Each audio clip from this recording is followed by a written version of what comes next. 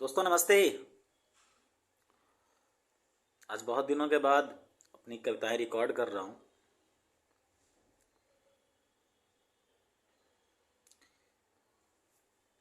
कई कारण थे बीच में व्यवधान के, और अब उम्मीद है कि मैं रोज़ अपनी कविताएं आप तक पहुँचा सकूँगा। आज की कविता का शीर्षक है काश के फूल। बाज दफ़ा निशब्द हो जाता हूँ, बाज दफ़ा निशब्द हो जाता हूँ जब ठहर जाता है दरिया का पानी और पहाड़ उदास हो जाते हैं। हालांकि हर बार ऐसा नहीं होता, और ठहरी हुई दरिया पर ठठाकर हंसता हूँ। गोया मुझे पता हो कि मेघ जब बरसेंगे पहाड़ों पर दरिया भी ठहरी हुई नहीं रहेगी। हालांकि हर बार ऐसा नहीं होता, और ठहरी हुई दरिया पर ठठाकर हंसता हूँ। गोया मुझे पता हो कि मेघ जब बरसेंगे पहाड़ों पर दरिया भी ठहरी हुई नहीं रहेगी। फिर आता है ख्याल कि दरिया का ठहरना भी जरूरी है काश के फूलों के लिए। इसी कविता का दूसरा अंश है काश के सफ़ेद फूल।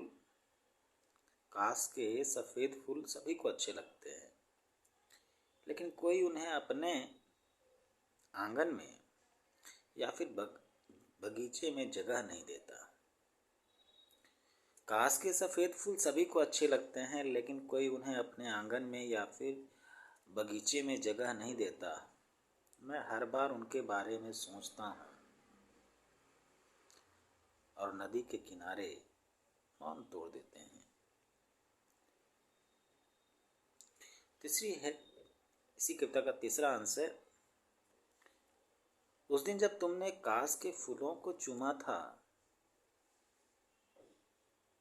उस दिन जब तुमने काश के फूलों को चूमा था, मैं नदी को तुम्हें निहारते हुए देख रहा था। चौथा अंश है एक दिन नदी हमारे बगल से गुजरेगी और हमारे आंगन में होंगे काश के फूल। एक दिन नदी हमारे बगल से गुजरेगी और आंगन में होंगे काश के फूल। तुम कहो तो प्यार में इतना वादा कर सकता हूँ।